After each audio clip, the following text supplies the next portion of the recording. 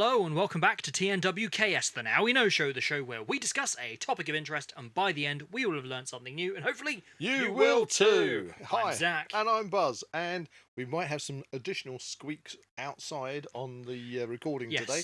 It is a very, very hot day in the Tower studio. Well, it's a hot day anywhere, isn't it, Zak? Well, in the UK at least. In the UK at the moment, we've had 3 days of summer. It's hit basically about 30 degrees plus for 3 days. This is day 3, and it's almost like it's an apocalypse. Yeah, I'm just pointing to an Apocalypse Now laserdisc in the background for those audio listeners. And we are kind of talking about an environmental apocalypse in this podcast because we're talking about water pollution.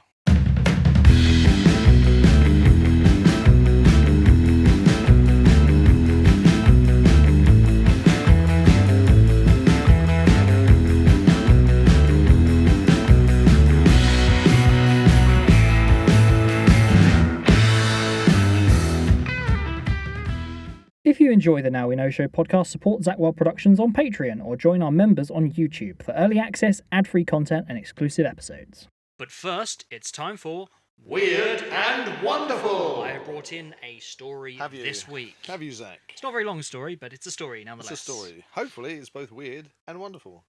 Okay. Go on, hit me with it. Human hand found on beach in South Wales. Don't know if that's so wonderful, but it's certainly weird. Okay, so what's the story behind this essentially, some public walkers, happenstantially, when they go on a beach walk, they discover what looks like some human hands. Hands? Or hand. Oh, it's a hand. It was actually described as hand/foot. Okay, so they found something on the beach. They found something, an appendage, human-shaped, a severed appendage on the beach. Okay. And the police got called out to it. I hope so too. Then they obviously investigated, only to discover that it was not a human hand. All right, or a foot. Or a foot. Okay. So what was this thing? It was a grey seal flipper. Because obviously they have bones in their flippers that look like phalanges in your fingers. Well, basically that's because they are hands, aren't they? Yes, they are. I mean, because they're mammals. They're mammals, and whether you're a creationist or evolutionist, but if you I don't know how that really quantifies in this. But if you go for the evolution side of things, then you can see through the the changes in skeletal systems through animals that some animals still have redundant bits of limbs, like we have redundant tails because we have a coccyx bone which doesn't do anything, but it's the remnants of having a tail. Ooh, and Now You Know Show. Yes, there we go. We need to get a horn or something in it. So we definitely do. We've been postulating this idea of getting a horn. I can't really do that. Like go. Is that the sound? Yes, I'm going to call that the sound. Okay, we're going to see if we can find that. Every time we come up with a useful or factoid, a completely random factoid that just happens to play in the conversation. I don't know. It was even worse, wasn't it? I don't know. We need a horn. Okay, give it a try. Anyway, it was a grey seal flipper. It's obviously dead, unfortunately. Obviously dead, decomposing. You can see where the phalanges are sticking out. Yes, they are often confused with being human appendages. Could have been Bigfoot's foot. Well, it wasn't. No, it wasn't. Okay. There you go. There's the link. The link. Bigfoot can swim. But that's maybe why he only ever leaves one footprint. Yeah. Because he's lost one foot. It's hops everywhere. Wow. I don't know. They're linking that to the cryptids they don't call it, podcast. They don't call it Big Feet, do they? There's always Big Foot. Well, there we are. So there you go. Anyway, right, we're talking about a bit more of a serious subject, water pollution, and specifically water pollution in the UK. Because it doesn't, if you live in the UK, you've bound to have heard about it. Can't really sugarcoat this one, can we? Well, perhaps we should add some context to this. We live, basically, our property is on the edge of a river. Yes. And it's over the actually years, on the boundary river or brook is a chalk stream, and I'm going to come to chalk streams in a moment. Stay tuned for that. Yes. But in that sense, obviously, we always love going to the river, looking at seeing all the wildlife and things. Yeah. But over recent years, we have seen kind of a bit of neglect almost, and things have gone into the rivers we wouldn't really want You know, to be we there. see people locally using it as a dumping ground. Yeah. That means, you know, it's anything from scrap metal, bikes. It's almost like a shopping blatant trolleys. disregard of something. Like, as soon as it washes downstream, it's no longer my concern. Yeah. It's somebody else's problem.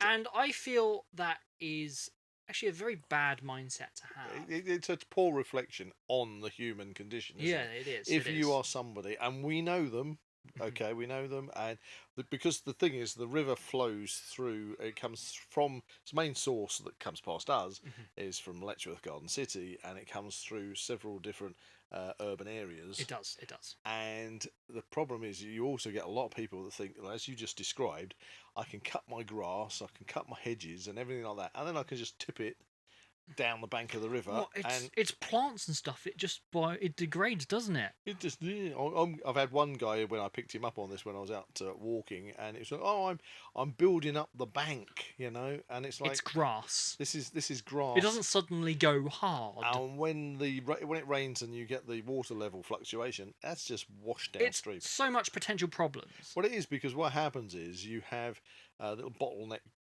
the bits on the flow of the river, and then when you get all this debris incursion or sedimental incursion, Yes. because this is what that's called, sedimental incursion, because you get anything that goes into the river adds to the sediment, and of course all this. It's also good joke value. Yeah. Oh no, I've had a sediment incursion. Oh no, I need a sediment incursion. Do you? No, I had one of those this morning. It's amazing what 2 cups of coffee does for you. Wow. Anyway, so you. Anyway, you put me off now. Come on, Anyway, pull it back. focus. Pull it back. Anyway, we should do it for jokes as well.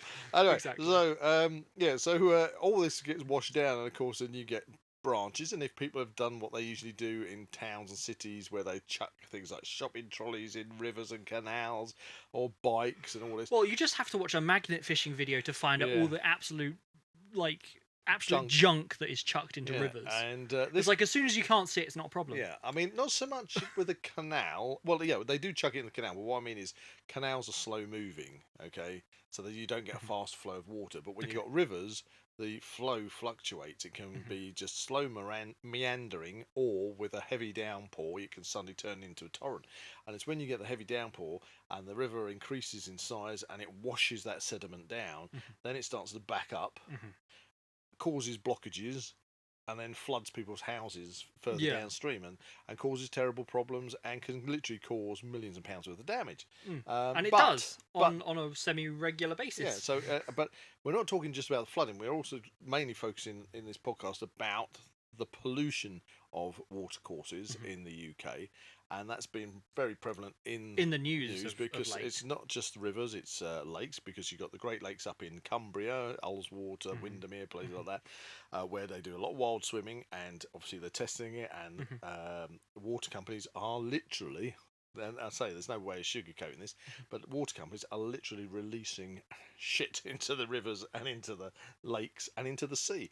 They are letting out the effluents. Now, in the UK, I think they have kind of a bit of a flexibility. If we get a lot of storm water coming into the sea, you got a lot of runoff off the land and off the fields that goes into the general system. Yeah, and then if the water boards, where they control it, they have to start to control the flow when it comes to sewage. If it's getting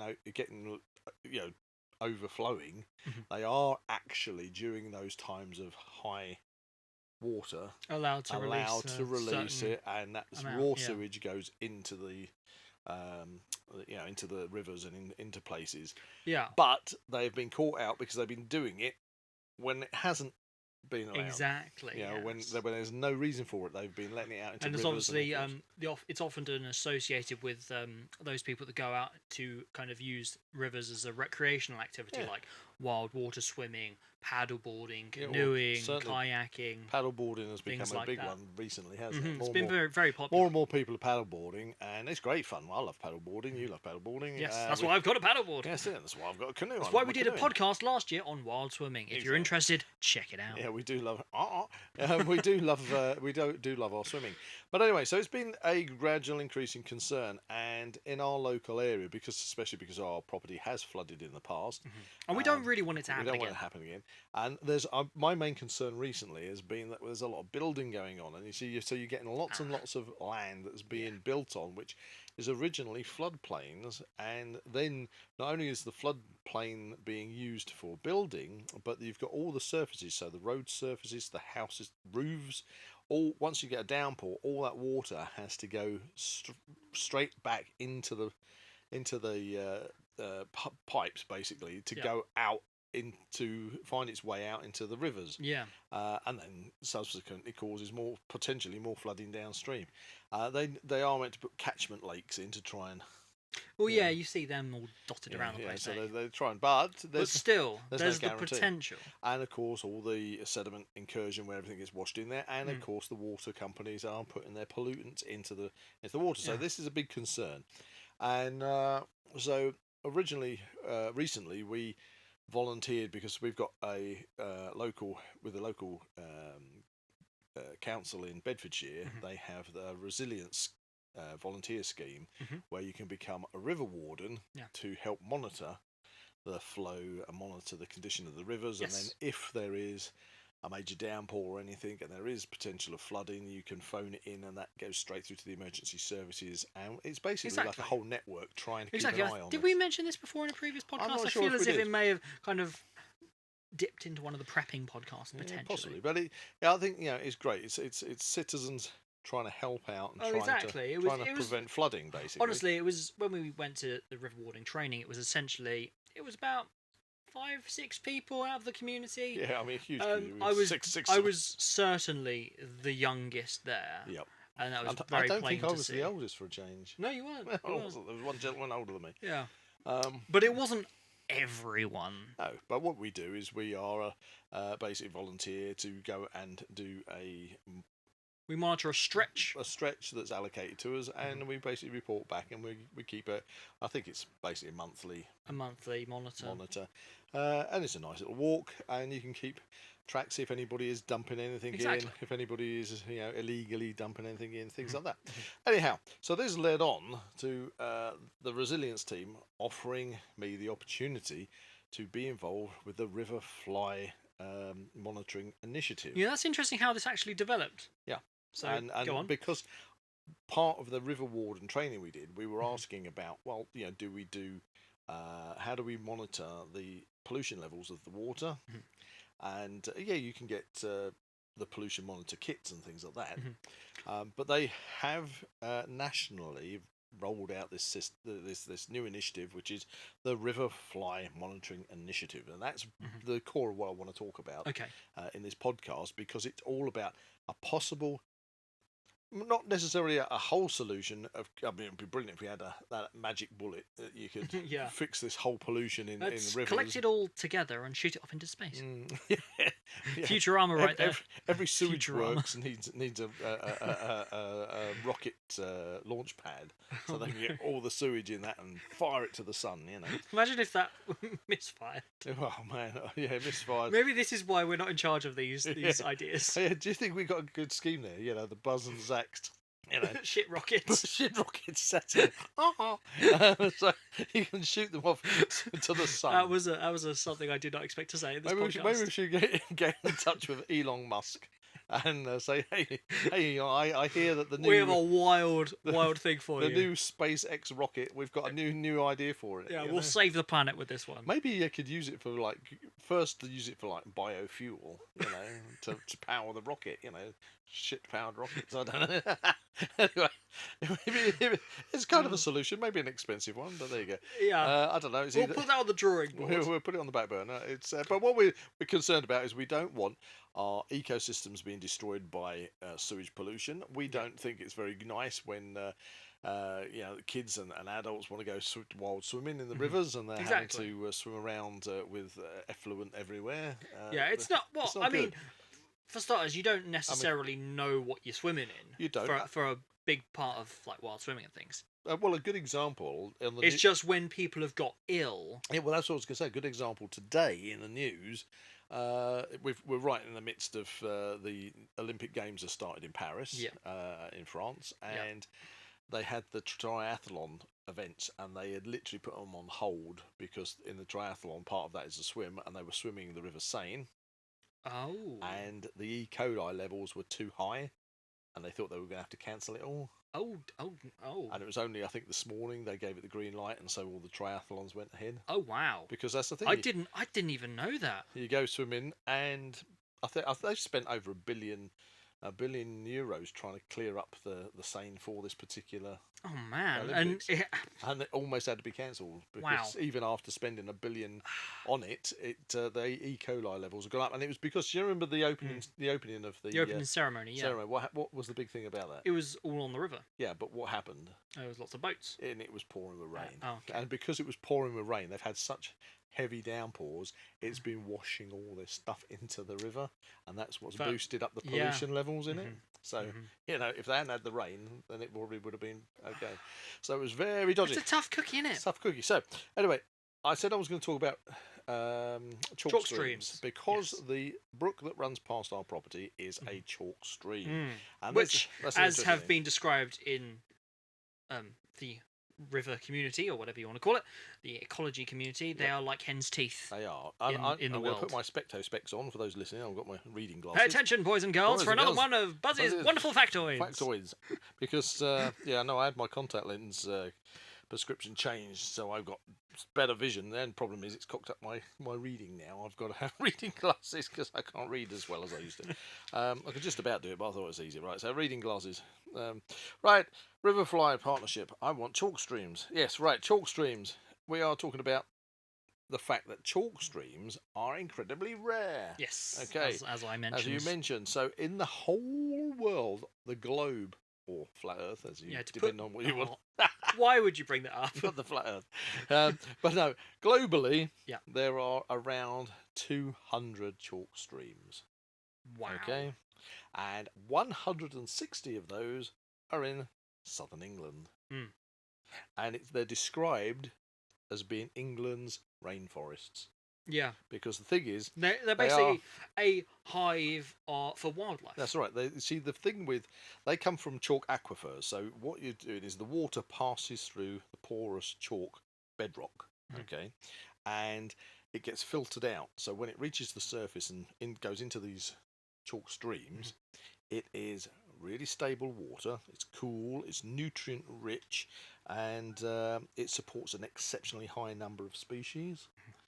But they are so rare to have these chalk streams that it's awful that sewage works want to go and pump their sewage into them. Well, I mean, come on. And we're not talking. We're not saying that like England only has 200. It must have hundreds, if not thousands, of rivers. Yes, and just a small portion of them are such ecological highways. Exactly, they are so precious. But all rivers are precious. But it's not just the fact that they get pollutants in there, but it's also there's a lot of water extraction. Right. The farmers extracting water, businesses extracting water. The more houses you build, the more people want water, and of course that water extraction is causing a lot of them to dry up. Which is again is like so destructive to ecology, and so sad that should happen. It's like all the links in the chain. You really don't know. What it is that you're doing. So in order to tackle this, to try and create, if not a solution, a step in the right direction to having a solution to river pollution. Wow, that rhymed. It rhymed, and is this river fly monitoring initiative. Yes, Now, because you went on the training. yeah, I scheme went for on the this. training course, so I'm going to read you this little bit out. Okay, so Okey-dokey. this will explain it a little bit more. So, okay, here we go. So this is an introduction. River flies, along with other freshwater invertebrates, are at the heart of get my teeth in.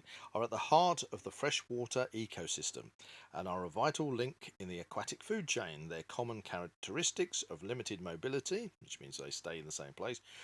They have a relatively long life cycle, which means they literally live 12 months, a whole year in the same place, which makes them great for monitoring. Okay, and they have specific tolerances to changes in environmental conditions, which makes them a good biotic indicator of water quality and a useful indicator of change in local environmental conditions such as pollution, stillation, and low flows. Okay, so. The Riverfly Partnership has developed the Riverfly Monitoring Initiative to enable citizen scientists. Oh, I'm a citizen scientist. Hey! You should put that on your CV. Yeah, I should have that on there. So, to enable citizen scientists to assess and monitor the health of rivers in their communities. Anglers, conservationists, and concerned community groups can act as guardians of the river by using the standardised monitoring techniques developed by the Riverfly Partnership. Oh, I want to be a river guardian, and Well, we thankfully are. I am. We are river guardians. We are I wardens. like that title. Yes. Yes, we have to get our superhero outfits. I have to think of some names. Captain River Warden. You could be guardian of the Riverfly. Riverfly, guardians of the Riverfly. Yes. Anyway, in effect, they become an early warning system detecting fluctuations in river water quality and raising the alarm so that relevant statutory bodies can investigate further. Data collected by citizen scientists is freely available to all from the database and has been used to successfully prosecute polluters, showing the power of citizen science. Ta-da! We're coming for you. So that's the thing. Because this network has been set up, it means that if it gets broadcast to the water companies, to businesses, to farmers, to anyone that could possibly pollute the local water supply, that they are then going to be thinking, oh, actually... Having second thoughts. Because this is getting monitored. Is this worth the risk? This whole network is growing and growing. It's going to be mapping out and monitoring all these river systems. Yeah. And what happens is if you suddenly get... what's that word I was doing? It'll come to me in a minute. No, it'll come to me in a minute. But if you got a sudden change in the river... precipitation? No, it's not one. That's going to annoy me.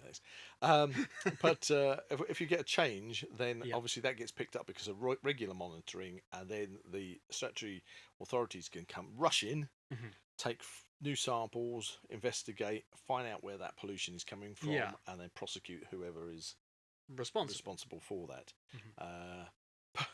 And that word nearly came to me then. I'd have to Google it. You get 10 points when you can guess it correctly.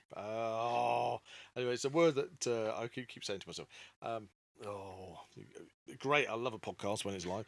Anyway, so shall we talk about what we actually do with the Riverfly Monitoring Initiative? Yes, I'm interested to discover what do you mean by river flies? Is it? It is actually.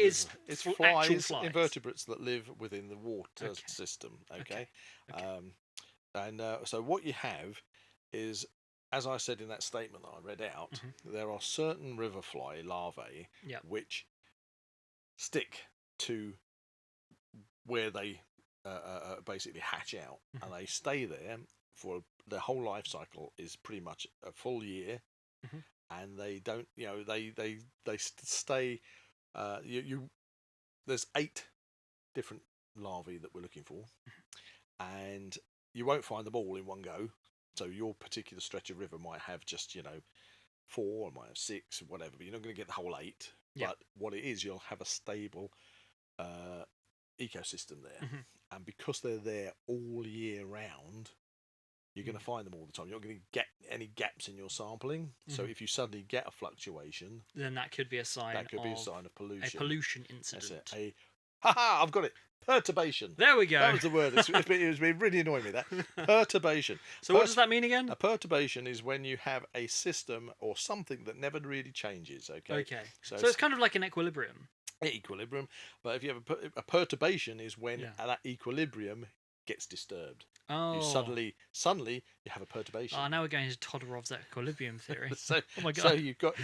That's how rivers relate to films. So if you've got a very stable ecosystem in the terms of the river system, and then suddenly you monitor it and it's drastically changed, that would be a perturbation in. It would be a disruption to that equilibrium. That's it, a perturbation. Yes. Remember that, kids. Word of the day: perturbation. Yeah. Wow, it's been a while since we've done word of the week. Word of the week. Well, anyway. Word of the week. Anyway. Word of the week. Perturbation. So anyway, perturbation. Right. So what you do is you have to monitor these 8 flies. So let's get me Specto specs back on, and I've actually intelligent specs. Okay, so for those people listening, I have got a lovely waterproof, because it's waterproof, because you can have this down at the riverside. You can stand in the river for identification. I'm going to show it to the camera. Okay, so it's this big chart. As he bashes the mic. Yeah, that. Do you want me to hold that side? You got that. Okay, so for the people watching on YouTube, you can see this. Right, now you haven't seen this, have you, Zak? I haven't seen this. This is all new to me. Okay, so wow, yeah, so they look like aliens. They certainly do. They're freaky, actually. Okay, so we've got 8 sections. Really? These live in the rivers. These live in the rivers. Wow. And they stay pretty much. So you're given, when you monitor a 10-meter stretch of river. Okay. And that stretch of river, you wouldn't expect it to change much. So what they do is you have the official monitors come in and they give that a score. Okay, so what they do is they give it a score, and that score is let me have a look. Okay, that's a trigger level. All right, so you get a trigger level score for your section of a river or waterway. Okay, and this is from somebody this is higher in the chain. Yeah, it's higher in the chain. Above the citizen scientists. Yeah, these would come from the governing bodies. Yeah. Okay, and then they get that fully fledged ecologists. So it's fully fledged. So they come along and they take some samples, do the testing, and they work out. They've got a specific table that you score against. Yeah. And they work out what they call a trigger level score for your river. Okay, and so when you do the river fly testing yourself, when you're taking your samples and you captured your different invertebrate that you are basically identifying, and then you will then give that a score from this universal table, and that should match up or be as near as damn it the same as above or maybe below, but around the same trigger level score that section of river has been given. Right. Because these 8 river fly invertebrates are very, very stable. That's the whole. I think that is incredible with this, because you've got these 8 ones, which we'll talk about in a second.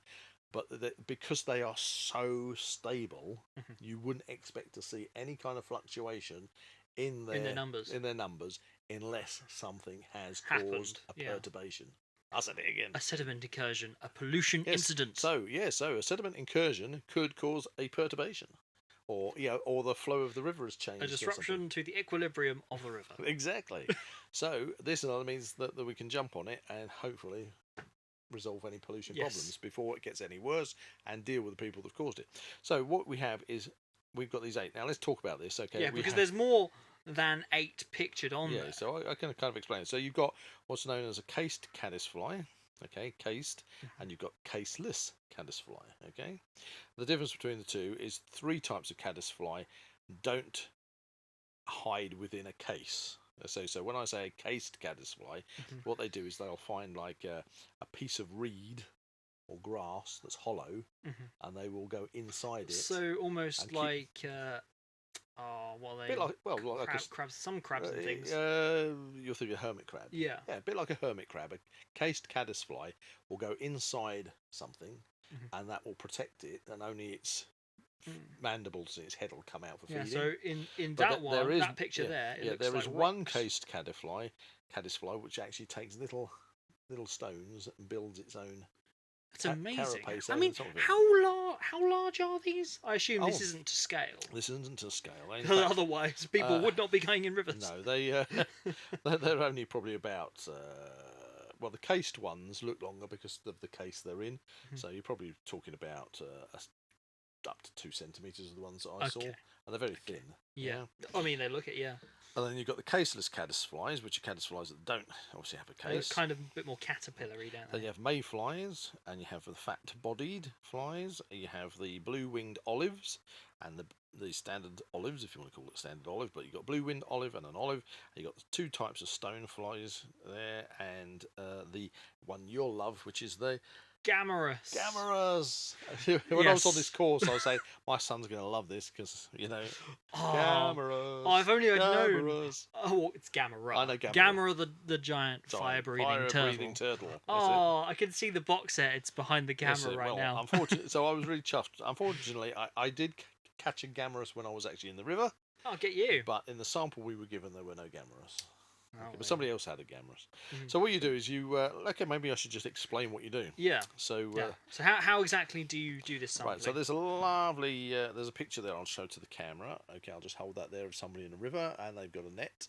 Okay, and they've got their waders on. There's a lot of health and safety that you have to do with this as well, because obviously river flow can change and things. And to be fair, even the instructors, when we were on the course, they staggered. A couple of them staggered because they'd suddenly bumped into a root that was sticking out the riverbed. Exactly, yeah. And there was one big rock that was about 3 or 4 people almost fell over. Oh, that wow. was in the river. And it's like, remember, there's a rock there. Do you have to wear life jackets and things? Well, for best practice, yeah, a life jacket is also recommended. Because if you did fall over and bang your head and knock yourself out, then obviously you would want to have a life jacket on. Yeah. And also, I would point out that if you fall over in waders, your waders fill up with water, which doesn't help, because I've done that before when I was doing some slushy. coppicing. Yes. Feel a bit And it was quite funny moist. because I was with somebody else showing them how to coppice, and I said, "Do be careful you don't fall over." Next thing, I'm falling over, and my waders, the waders are full of water, and it's like, okay, well, I did that on purpose just to show you what not to do. Yeah. No, honestly, it was quite funny, and I was laughing. Anyway, so what you do is you have a bucket to collect your sample in, and you this is going to be a kind of brief instruction, but you've got this very long. If you can imagine, when you were a kid, you have nets that you go. What we used to say, you get going Pond dipping. pond dipping, going getting sticklebacks and things like that. Well, this Sticklebacks? you must have caught sticklebacks when you were a kid in the river. I can't remember what that looks like. Little fish with little spiny backs. They're called sticklebacks. Yeah. Maybe I wasn't very successful. Sticklebacks, bullheads. How big?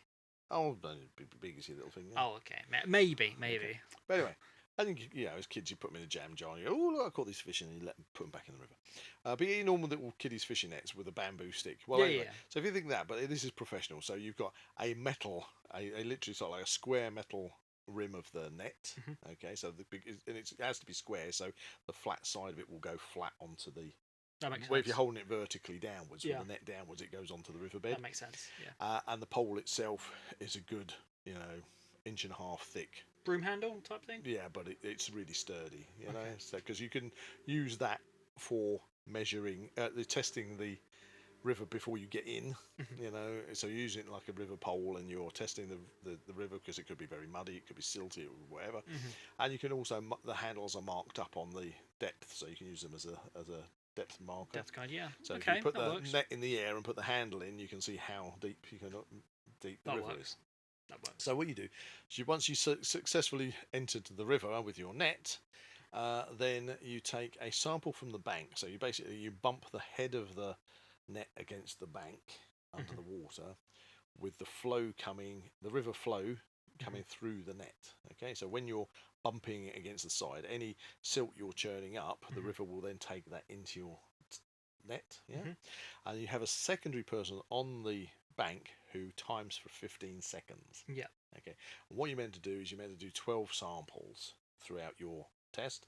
So you do that for 15 seconds, and then you move into the river itself, and you put so you stand with the flow of the river behind you, and you put the net in, so the flow's going through the net, and you put 1 foot in front of the net, and then you basically kick backwards and forwards, disturbing the sediment.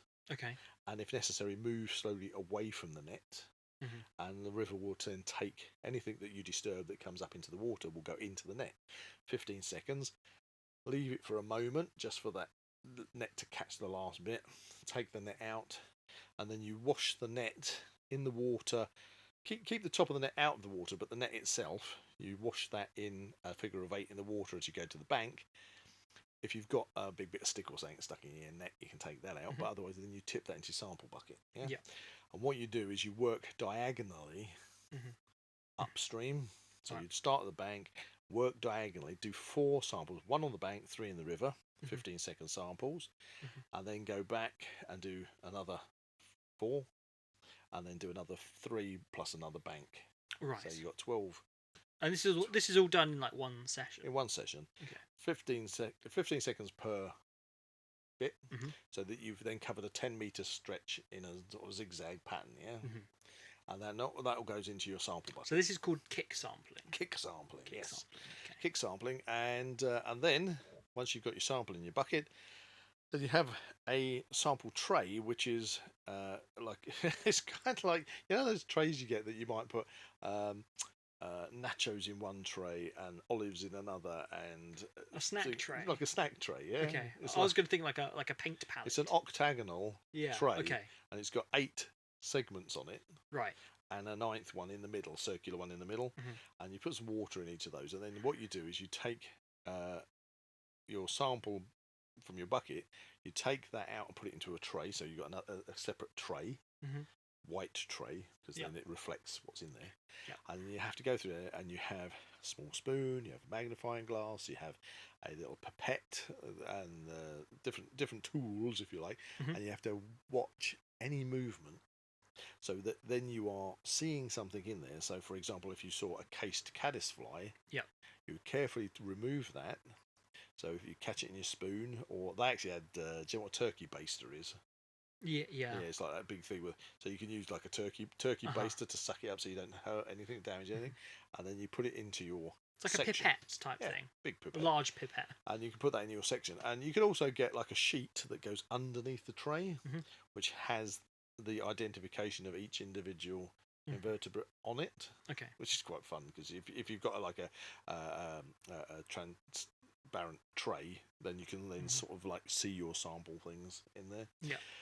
And that's what you do. So you then spend the next hour or so going through all of your bucket sample, separating and identifying all the different invertebrates. Any of the things like we had a lot of like red worms and things, which are nothing to do with the river fly testing. Survey, so you put those in the 9th one in the centre. Okay, so that's just for like all the odd ones. Odd ones. Yeah, that don't go in. And then once you've got your 8 samples, you've gone through the whole sample you've taken. Yep. There is nothing else for you to see.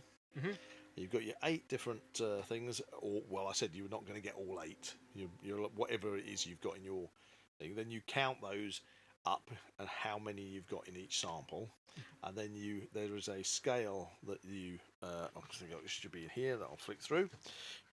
There we go. There's a little thing here. Okay, pop my specto specs back on. So, and this works really well. So if you have 1 to 9, say caddisflies, it gets a score of 1. Okay. If you have 10 to 99, it gets a score of 2. If you get 100 to 999, it gets a score of 3. Wow. And if you get over 1,000, it's a score of 4. Okay. Okay. And that allows for variations, yeah?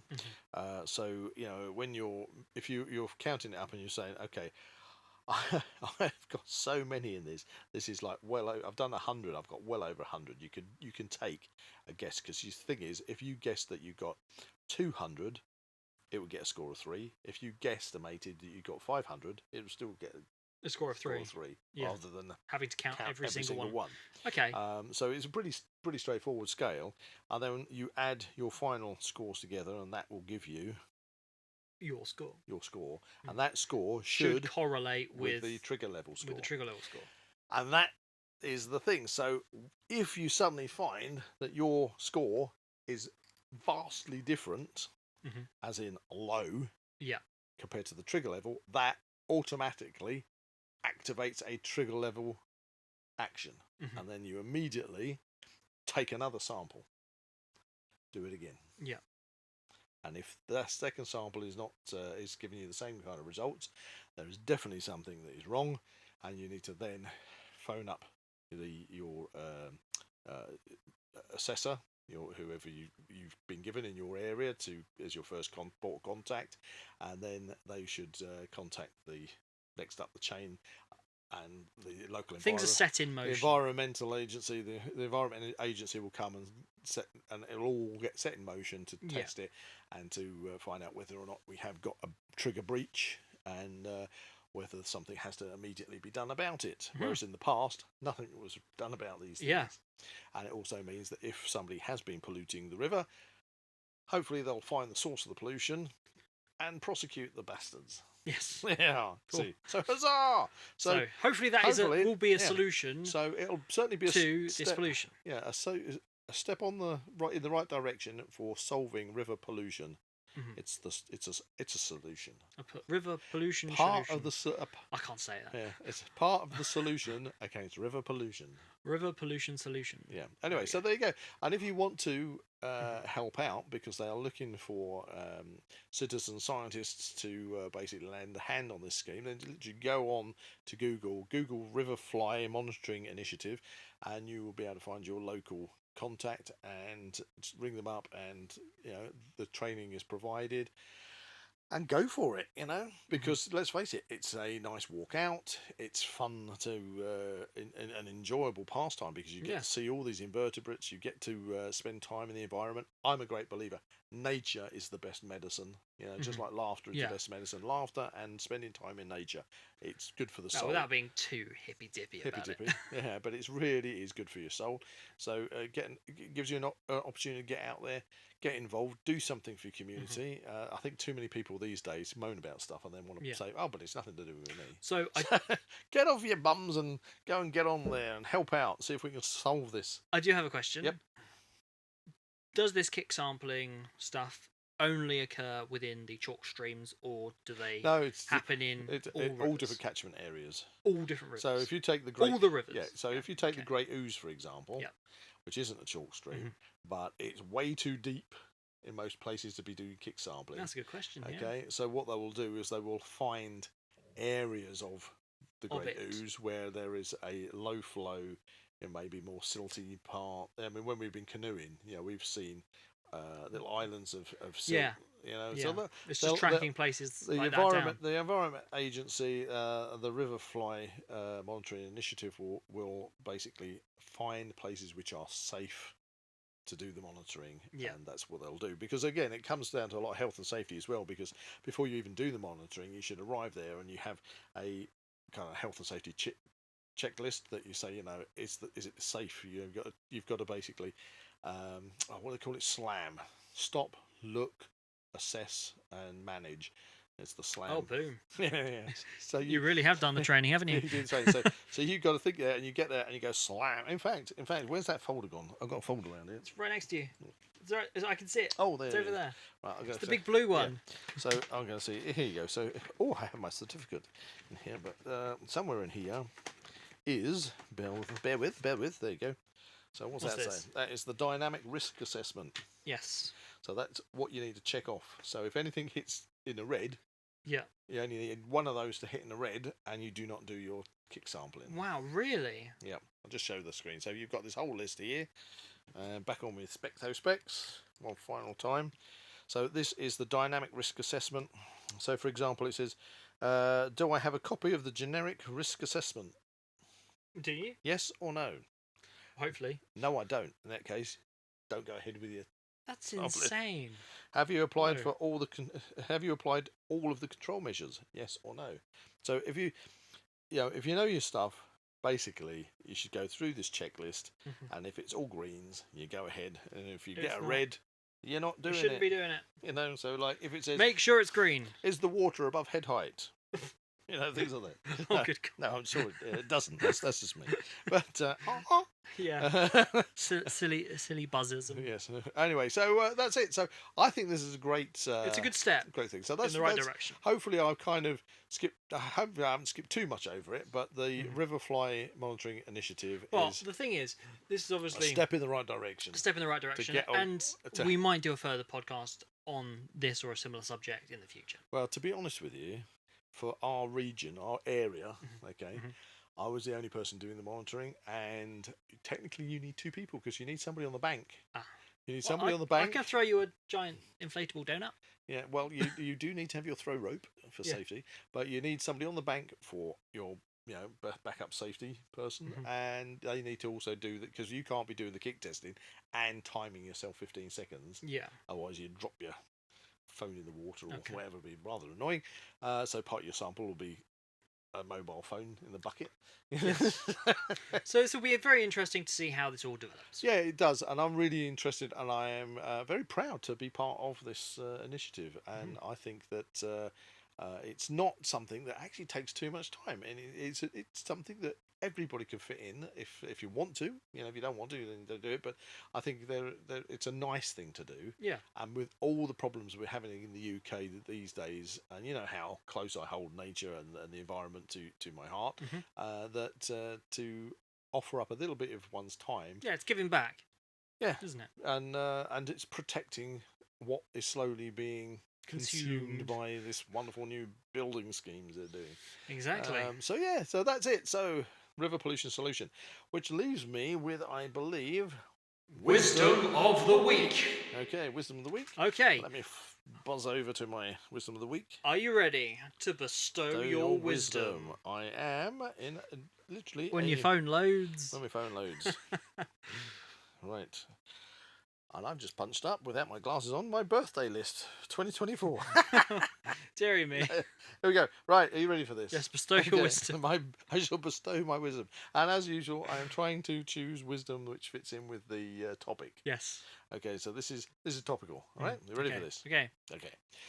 You drown not by falling into a river, but staying submerged in it. Oh.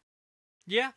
I get that. So now you can apply that to all things in life, because if you are saying, you say you're in a real... If you're feeling sad and weary and you're down in the dumps there's something you can do. It's a song. Oh, it is. You had to sing it at school. Rather than wallow in something that, say you've got a really bad job that you're just getting nothing out of it and it's not good, but you keep doing it and doing it. The only way you're going to solve it, get out of that. Yeah. So, just because you fall in the river doesn't mean you're going to drown. You're only going to stay drown. You're only going to drown if you stay submerged. Yeah. And you can apply Be that positive. Be positive. It enforces a positive mental attitude, doesn't it? Exactly. PMA. There we are. PMA. What a good way to round off this week's podcast. If you enjoyed this podcast, please like and subscribe to this channel and comment below any suggestions of topics or activities you'd like to listen to in future episodes. That's a big... I hope I don't fill my waders with invertebrates goodbye from Buzz. And a massive gamorous goodbye from Zak. Goodbye.